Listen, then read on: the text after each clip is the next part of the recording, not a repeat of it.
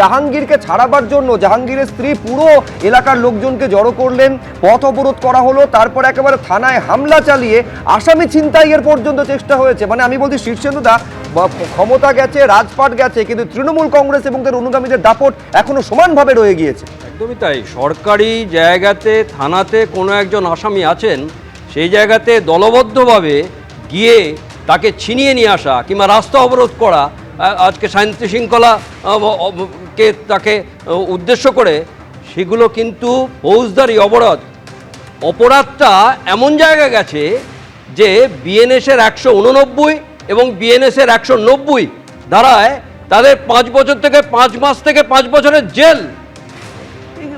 এটা কি হচ্ছে? কি আজকে অপরাধ যিনি করেছেন তাকে শাস্তিমূলকভাবে তাকে থানায় তুলে নিয়ে যাওয়া হয়েছে, থানায় গ্রেপ্তার করা হয়েছে। তার তো একটা নিয়ম আছে, সে কোর্টে গিয়ে তার জামিন চাইবেন। এটা কি মগের মূল্য নাকি যে যা করবেন তাই আজকে গিয়ে থানা থেকে তাকে ছিনিয়ে নিয়ে আসবেন? এরকমভাবে রাজ্য চলবে? এটা বোঝা উচিত প্রত্যেকটা মানুষের যে এইভাবে আইন শৃঙ্খলা ভাঙা যায় না, আইন হাতে তুলে নেওয়া যায় না, সেটা বারবার ভাবতে হবে। আজকে মানুষ শান্তি শৃঙ্খলভাবে থাকবে, সেই জন্যই সরকারের যেমন বিরোধী দলের একটা গুরুত্বপূর্ণ জায়গা আছে, তেমনি সরকারেরও জায়গা আছে। সরকার সেইভাবে চলবে। একেবারে আইন ভাঙার চেষ্টা হলে কি করতে পারে প্রশাসন এবং সরকার, সেটা তো স্পষ্ট হয়ে গেল। আমি শুধু স্বপনদার কাছে যাওয়ার আগে দুটো ছবি পাশাপাশি ভাবার জন্য দর্শকদের বলবো। যখন শেখ শাহজাহানের বাড়িতে রেশন কেলেঙ্কারি মামলায় ইডি গেছিল, আপনাদের মনে আছে যে একেবারে ইডি আধিকারিক থেকে কেন্দ্রীয় বাহিনীদের রক্তাক্ত করে দিয়েছিল শেখ শাহজাহান বাহিনী। আজকে জাহাঙ্গীর বাহিনী তারা যখন এসে থানা থেকে আসামি ছিনতাইয়ের চেষ্টা করলো মুহূর্তের মধ্যে। এইটা হচ্ছে উর্দির প্রতি যদি সম্মান না থাকে, উর্দিকে যদি একেবারে নিজেদের দলীয় কর্মী এবং দাস বলে এতদিন ধরে যারা মনে করে এসেছে, তারা কল্পনা করতে পারেনি, সম্বন্ধে আপনি মানবেন যে উর্দি আসলে তাদের প্রতি অসম্মান হলে এই ধরনের ছবি দেখতে হয়। ফ্রি হ্যান্ড দেওয়া হলে কি হয় দেখা যাচ্ছে। দেখো, উর্দির কথা যদি বলো, যেখানে ভবানীপুর থানাতে স্বয়ং মুখ্যমন্ত্রী আসামি ছাড়াতে পৌঁছে গেছেন এবং তিনি ছাড়িয়েই নিয়ে গেছিলেন, আর আলিপুর থানাতে পুলিশকে টেবিলের তলায় ঢুকতে হয়েছিল তৃণমূলের বিক্ষোভের সামনে। পরিস্থিতি যে পাল্টে গেছে, সরকার যে বদলে গেছে, এই মানুষগুলো বোধহয় বুঝে উঠতে পারেনি। আমাদের মন্ত্রী, আপনারা জানেন, জগন্নাথ চট্টোপাধ্যায় একটা স্যাঁটা বলে একটা শব্দ উচ্চারণের পর খুব বিতর্ক হয়েছে। সেঁটিয়ে বৃন্দাবন বলে একটা কথা আছে, তো আজকে সেঁটিয়ে কীভাবে বৃন্দাবন পাঠাতে হয় ওই লোকগুলো বুঝতে পেরেছে যে সরকার বদলে গেছে।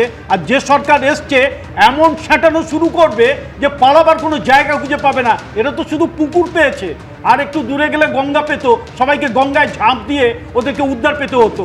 বা খবরদার, একটা জিনিস আমরা সাবধান করে দিচ্ছি, ভারতীয় জনতা পার্টির সরকার আছে, আর এই সরকারের বিরুদ্ধে যদি কোনো আসামিকে ছিনতাই করবার কোনো ধরনের প্রচেষ্টা করেন, যে ধরনের পাবলিক হোক আর যে দুর্বৃত্তই হোক আর যে উন্মুক্ত জনতা হোক, তাদের জন্য যথাযথ ব্যবস্থা পুলিশ করবে। কারণ এই পুলিশ উর্দিধারী পুলিশ, তৃণমূলের নয়। এই পুলিশ জনগণের সরকারের পুলিশ। এই পুলিশ জানে কিভাবে এদেরকে শায়েস্তা করতে হয়, কিভাবে এদেরকে ঠান্ডা করতে হয়, কিভাবে এদেরকে সাঁটাতে হয়।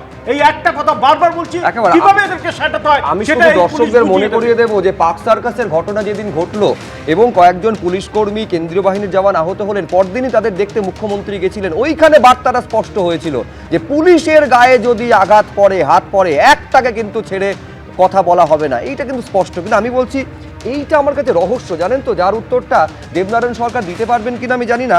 এই জাহাঙ্গীর খানের বিরুদ্ধে এত ভুরি ভুরি অভিযোগ, যার জন্য পুলিশ হাজতে এই মুহূর্তে রয়েছেন, এই জাহাঙ্গীর বাহিনীদের এই গুন্ডামি আপনাদের সামনে তুলে ধরলাম, সিসি ফুটেজে স্পষ্ট। কিন্তু এখনো পর্যন্ত দল তৃণমূল কংগ্রেস জাহাঙ্গীরের বিরুদ্ধে কোনো অ্যাকশন নিচ্ছে না কেন? কোনো পদক্ষেপ কেন নেই? তৃণমূলের কিছু ভাঙতে ভাঙতে চুরমার হয়ে গেছে, বেরোবে কী করে? সবই তো বিজেপি প্রায় নিয়েই নিয়েছে। আমার বক্তব্য একটা কথা, যেটা কথাটা বলা ছিল, যেটা আমি আগেও বলেছি একদিন, wrong does not cease to be wrong. অন্যায়টা নিঃশেষ না হওয়াটাই অন্যায়। The majority share in it, মানে অধিকাংশের স্বার্থ জড়িত। যাতে অন্যায় যদি থাকে, অধিকাংশ স্বার্থ কার্যকরী হয় না। সুতরাং খুব কম লোকে এই অন্যায়টা করার চেষ্টা করছে। সুতরাং যে কথা স্বপনবাবু বলেছে, তার জন্য শক্ত হাতে প্রশাসনকে নিতে হবে। অতীত হোক, যা হোক, এইভাবে অন্যায় হবে না। আসো আইনের পথে তুমি যা করার করো, কিন্তু এইভাবে মপটাকে কোনোদিন উচিত না। আগেও বলেছি, কি এখনো করবে? বলছি। না না আপনার কি করা উচিত? থানায় হামলা চালানোর চেষ্টা উচিত কি করা নয়, উচিত? উচিত কি আমি বলছি পুলিশের কি করা উচিত? অবশ্যই, এইভাবে মব যাকে ডিসপার্স করা disperse উচিত করার হয়নি? জন্য যা করার তা ঠিকই করেছে। এবিপি আনন্দ, এগিয়ে থাকে, এগিয়ে রাখে।